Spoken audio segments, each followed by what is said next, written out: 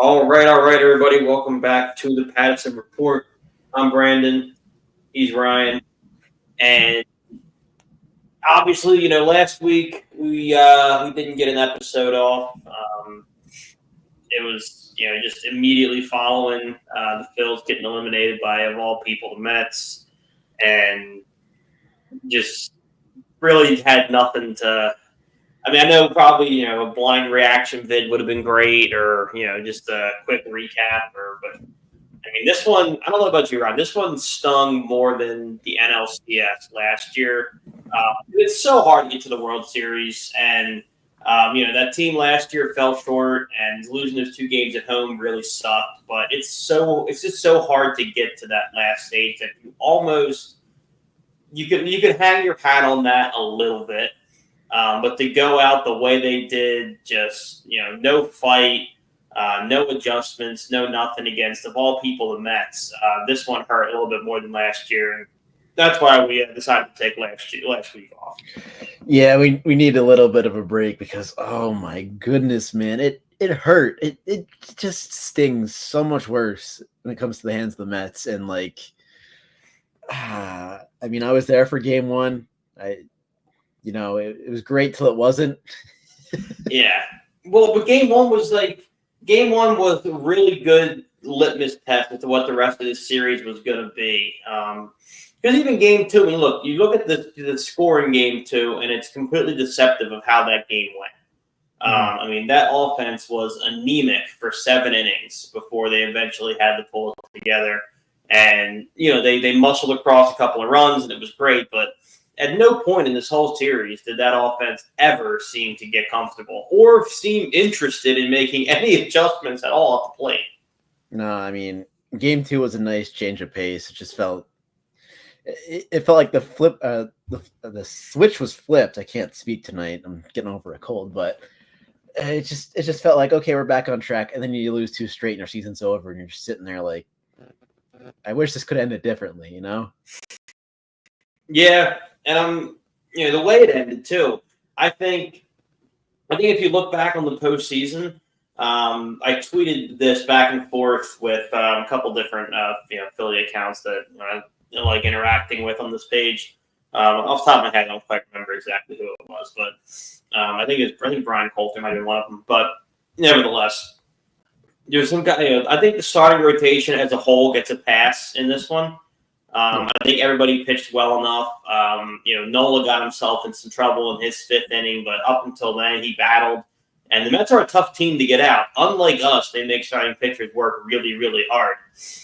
So you look up and down the starting rotation, and it's like, man, those guys deserve better than what they got. Bryce Harper typically, again, had a good postseason, hit over 300, hit some pop.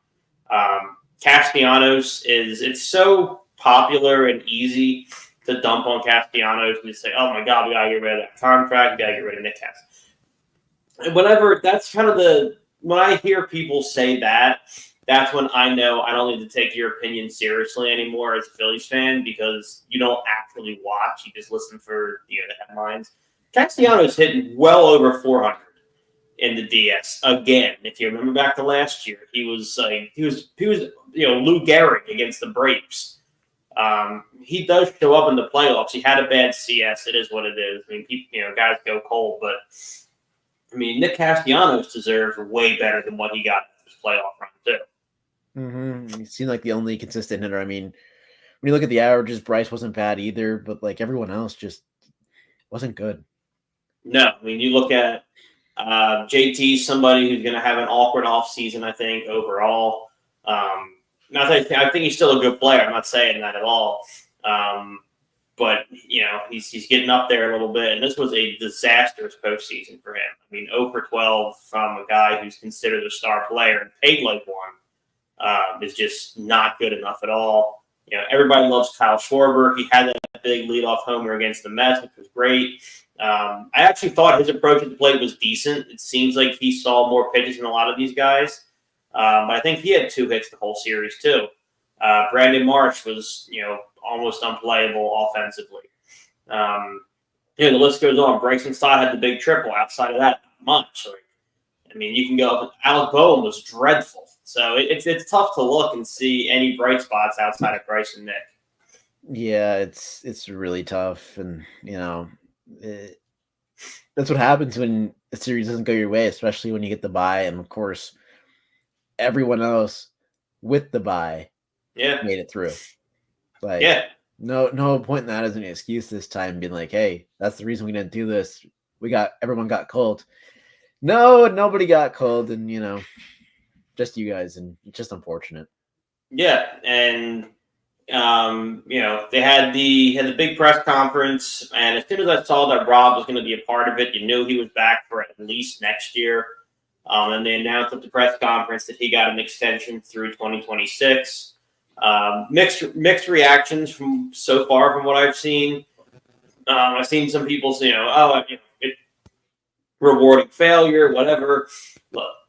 Look around the MLB. I mean, and look at the Phillies post Charlie Manuel. It is so hard to find a good manager in this league. And you objectively have a good one in the clubhouse now. You can argue if he's great or not. That's fine. But Rob isn't the reason this team lost the way that they did. I mean, I don't know. It's so easy after these games to go, well, I would have done this. I would have done this.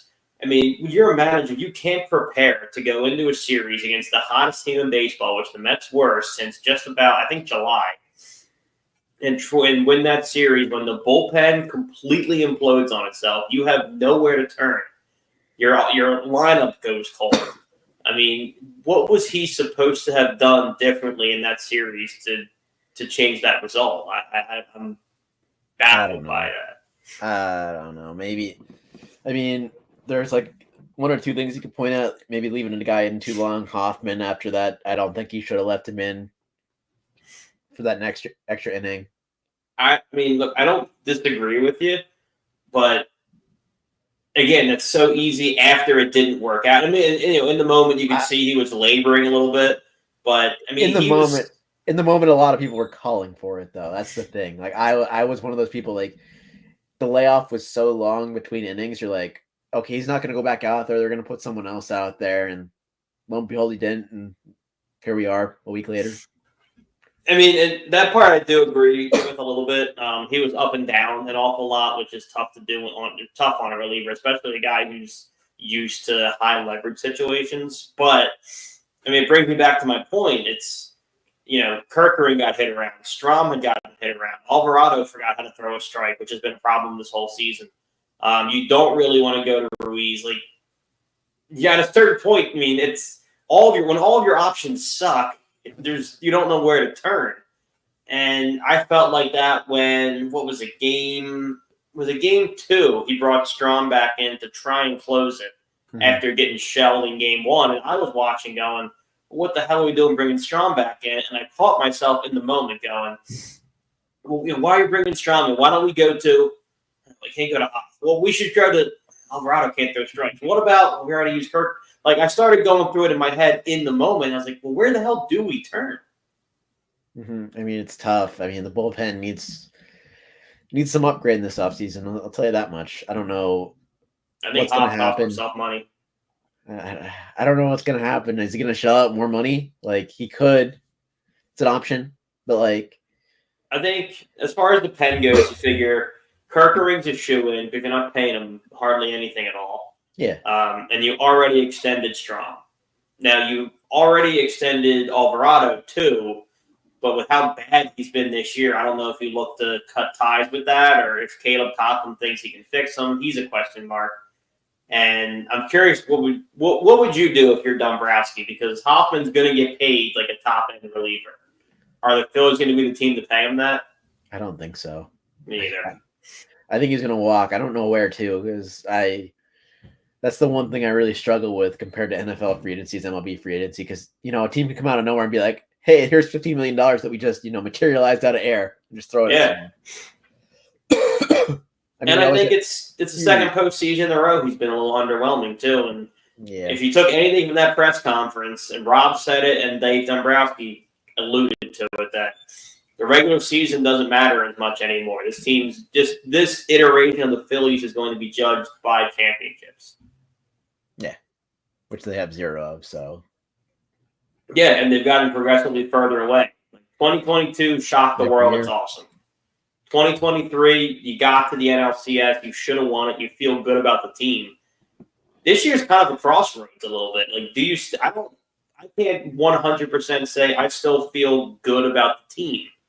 Like, there's, the question marks are bigger. Like, Bohm is a question mark. I mean, great season, mentally disintegrated in the playoffs. How do you square that? Bryson Stott, pretty mediocre all year, and kind of was, I would say, below average in the playoffs. He's young.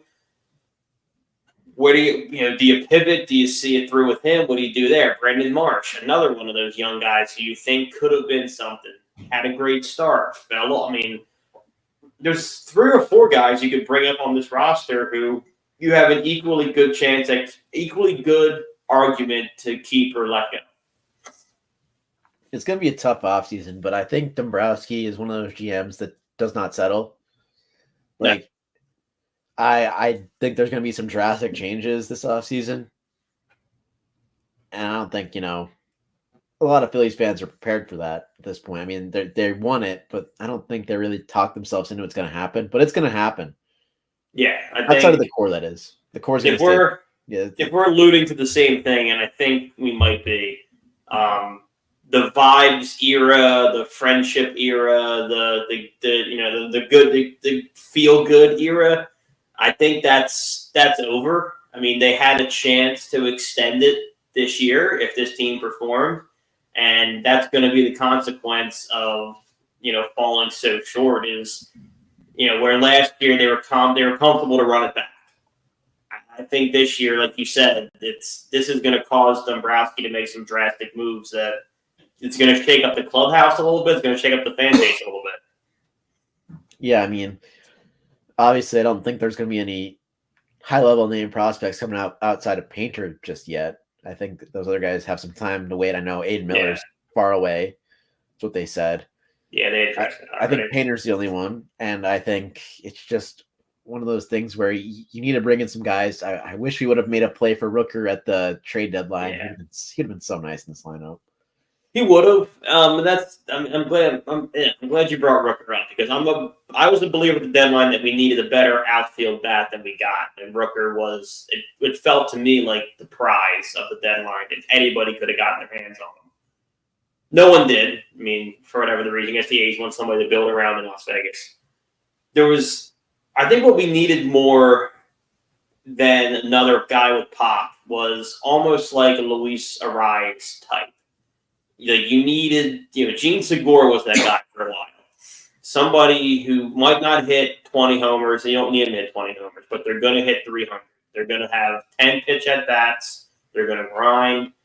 And that guy wasn't on the roster. Bryson Stott's probably the closest thing you had where he would run a deep count, but I mean, we got to get some guys to get on base. I sound like Billy Beane, but it works. You're right. I mean, it's just tough because, like, I'm looking at the free agents. It's like, where do you go? Like, it's tough. A lot of these guys are just either they play positions we have stalwarts at, like Bryce at first or Trey at short, or the pool is just not like it's not deep. Let's just say that. I mean, no, Dave's going to have to win at the margins. He's going to have to. Tyler O'Neill is a free agent. I know. We discussed him. Yeah, he came up the deadline too. He kind of got weaker as the season progressed. He started out scorching hot and kind of cooled off down the end there. But still, like, looking at all these names, it's like, that's going to be the kind of move though. I think. I mean, obviously Soto is the prize that everybody wants, and I think Dave will be in on him to a reasonable degree.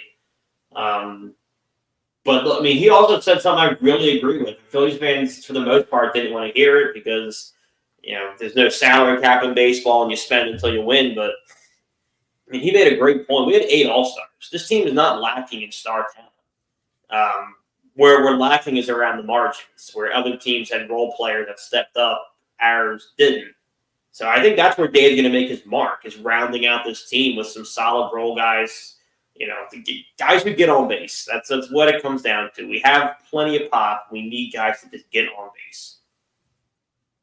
Totally agree with you. It's just one of those things. Like, where do we find that player? It's like, and I know they're probably going to want to play here because it's still winning baseball. Yeah, it's still winning baseball, even despite the lackluster finishes these past couple of years. But like, is he going to go big game hunting again and go out for someone like Santander, Bregman, Bellinger? Like, the names are out there, but like, I love Santander. I think he's an awesome consolation prize for anybody who doesn't like soda. Yeah, I agree, and it's tough because his mentality is a lot like what the Phillies have right now. It's just homer or bust. It is. I mean, I thought about Soto because, of course, as a fan of like one of these major market teams, you have to just like think it's a possibility. I don't know how I feel about that. I don't think I want to do it. I might be kind of ridiculous, but like, he's gonna get 500. I think he's gonna get 500 pretty easy, and like, of course, he got named as a finalist for a Gold Glove, and of course, the meme tapes have made its roundabouts. The low lights tape, and like, yeah, we already have Schwarber locked in at DH. Like, can we afford to put him in the field? The Gold Glove thing I find super interesting because it doesn't. Being a finalist for a Gold Glove doesn't really mean much at all. I know, but winning one does. He has negative defensive WAR though, which kind of really off-puts to me. You know what I mean? I mean, look, you're sacrificing defense, and I think I don't know how you would shake it. Yeah. It's probably easier said than done. I don't want to get rid of Nick Castellanos. I mean, he played 162. He's a good hitter. Can you put them both on the corner and just accept that you're going to have some pretty shitty outfield defense like we did with Kyle Schwarber that year? I don't know. I mean, you have to do the same thing with Santander. Like, yeah. Pretty much. Yeah, I mean, Marsh is a very good center fielder, which he can make up for some of that, but I mean, nobody can make up for those two in the corners. And Castellanos plays great defense for about 40 days a year. Like, end of September through October, I mean, he's a stud in the outfield. But talk to him in July, he'll get to that ball when he feels like it. I'll take that trade-off 200 times out of 200. No, thing, 100%, absolutely. All the maps are the players.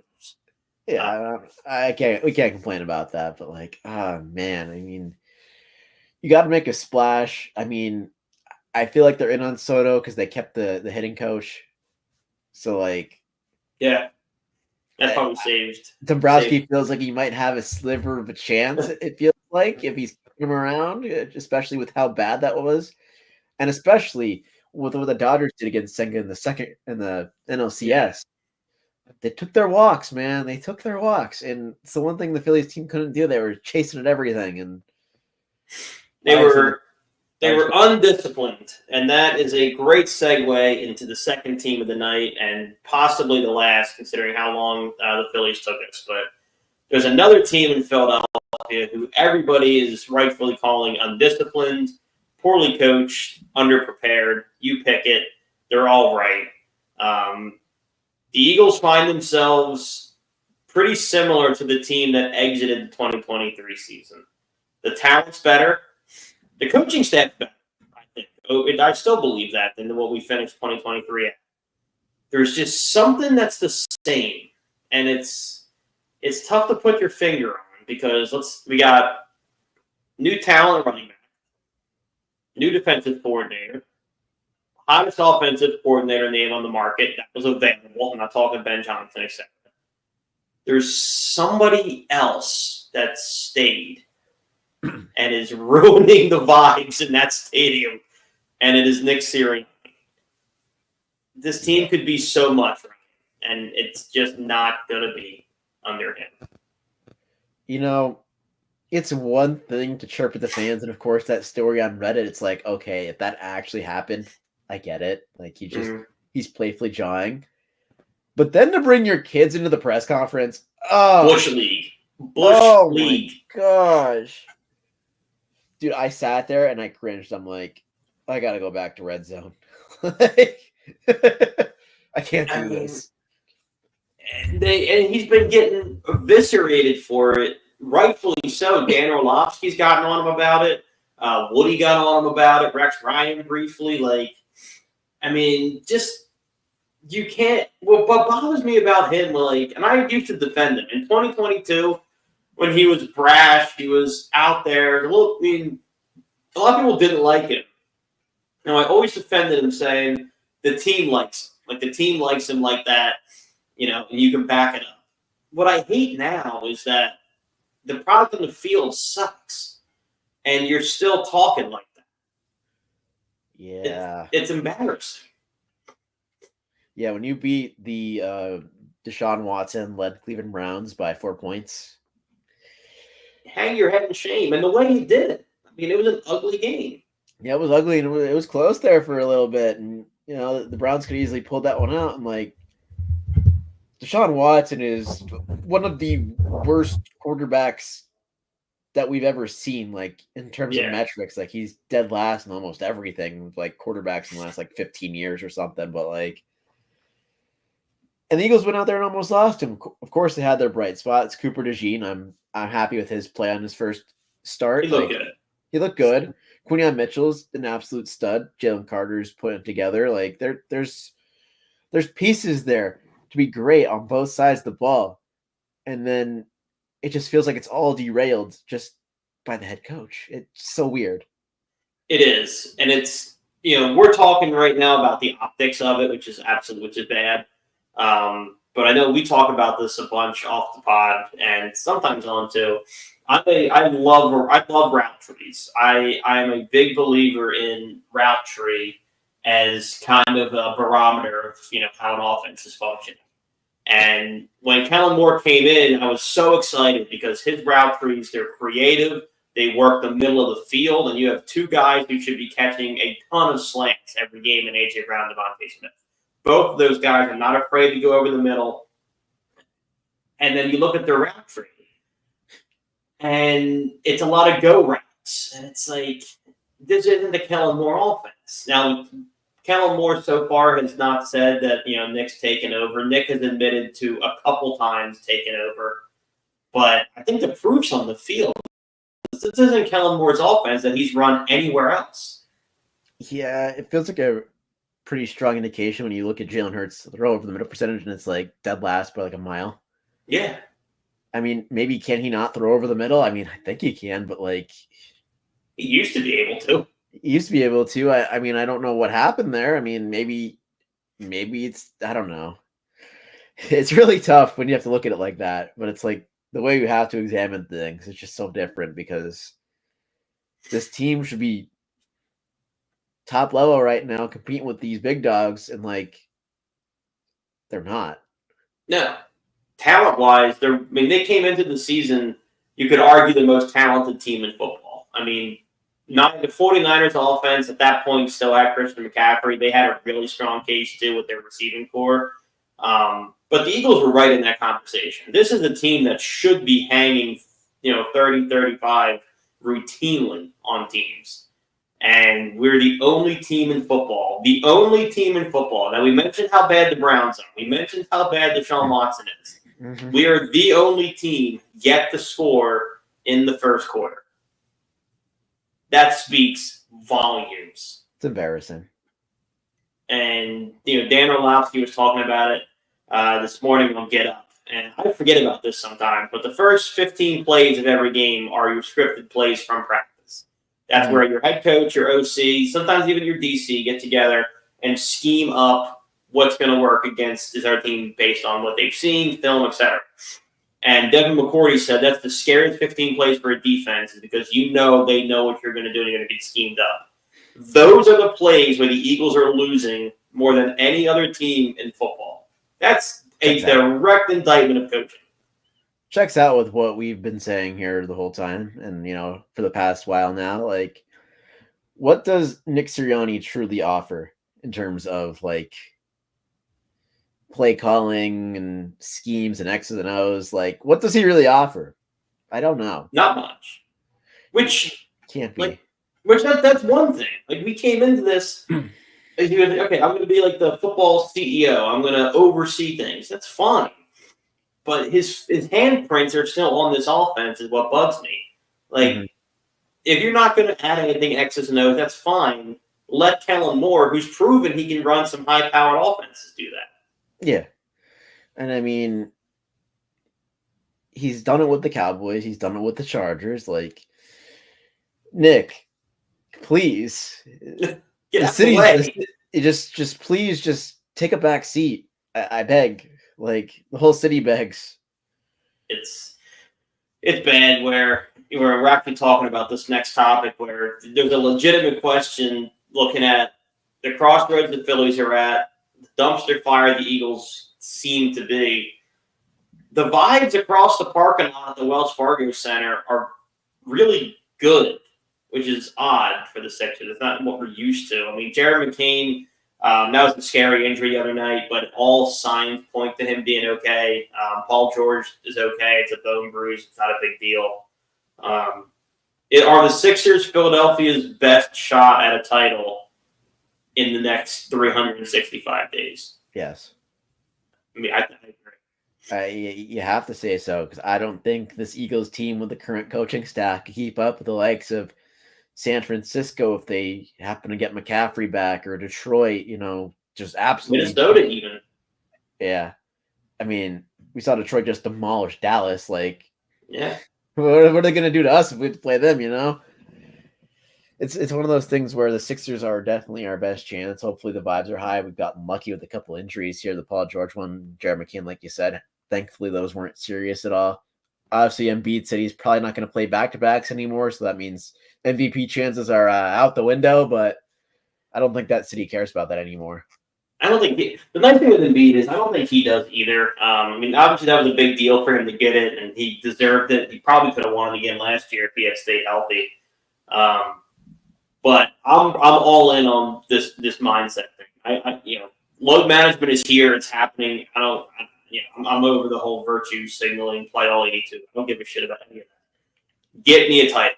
If he and Paul George don't play a single back-to-back all season, fine. Don't matter. If Embiid goes into the playoffs at 100%, which we haven't seen yet. Now, last year he was phenomenal in the playoffs, even hurt. So you can imagine 100%. Just wrap him in bubble wrap, get us into the playoffs with a healthy Embiid, and it's going to be a problem. So I'm on board with whatever we have to do to make that happen. Yeah, I mean, it's rough. It's been a rough 2 years for Philly fans, just in every sport, just collapse after collapse after collapse after collapse. Yeah. And, obviously last year the Sixers fell short of where you wanted them to be. But it was. And as somebody, I mean, look, I love the Eagles. I love the Phillies. I watch a lot of their games. I have always said that, the Sixers are the most important Philadelphia team to me. I watch as close to all 82 as I possibly can. And what I saw from the Knicks series wasn't discouraging at all. I saw a team that finally fought, finally gave a damn. Tyrese Maxey turned into a superstar who, in the playoffs, if you wait for him to do. Joel Embiid had a great playoff. And the guy who let you down the most was Tobias Harris. And when you're able to swap him out with a guy like Paul George, who, regardless of, we're not getting superstar Paul George, but he's light years better than Tobias. So when you swap those two guys out, I think your baseline is getting through the first round. That Sixers team last year with Tobias Harris beats the Knicks. No doubt in my mind. Then you go and add on the fringes. Caleb Martin, huge. Andre Drummond for those non-Embiid minutes. We're finally not going to get embarrassed, with a -20 plus minus when the Embiid goes off the floor. That's huge. Smaller guys. I think Eric Gordon's going to have an impact. Gershon Yabusele, I love. He's been phenomenal in the preseason. This Sixers team feels like the inverse of the Phillies, where the Phillies made it to the World Series and have regressed each year since. It feels like last year's Knicks loss was a stepping stone to advance another step further, another step further, another step further. Yeah. I mean, it was always advertised as, hey, Sixers are going to reset this offseason. They're going to have full cap space. Let's see what they do. It's probably going to be Paul George. And lo and behold, we get him, and it's our best shot. I mean, like you said, the roster is solidly improved. Obviously, most Philly teams have, but it's just one of those things where you see it now, the product they put on the court, and it's all about the development of Tyrese Maxey. Like you said, he's an absolute superstar. He waited to take the money, and shout out to him. we're going to reward him. Hopefully some businesses in Philly have already done that. I guarantee you they have, because they probably love the guy. Probably getting. I think Pure Auto Insurance is taking care of him just fine. Yeah, he's got people taking care of him. So like, good for him. I'm glad he did that for us. And now hopefully, finally, this drought coming to an end. I know cities go forever and forever without titles, and I know we got one just a couple of years back. But man, when you get as close as this city does every stinking time. And the Sixers, I mean, you got to go back to 83 for the last, Sixers title. So I mean, that's a team, that's a franchise that starved for a title. We got to wrap it up here in a second. But the one thing I don't think gets talked about enough with the Sixers is, yes, there's roster turnover every year, but not this year, not to the degree that we've seen in the past. I mean, you look at who we're bringing back. Kyle Lowry's back, Embiid's back, of course. Tyrese Maxey's back, Kelly Oubre's back. Andre Drummond's played here before. You bring him back into the fold. So, I mean, you've got 5 or 6 guys who have played serious ball together. We're not doing this thing we've done every year where Embiid and Maxey come back and you rebuild the roster. There's a lot more continuity this year. Totally agree with you. So we'll see what happens. Sixers are our best shot, which is never a place we want to be, but it's the place we find ourselves in. And with each week, hopefully this picture starts to get a little bit clearer as to what the Eagles are going to be. But until such a time, we'll be with you every step of the way. I'm Brandon. He's Ryan. This is the Passing Report. We'll see you next week.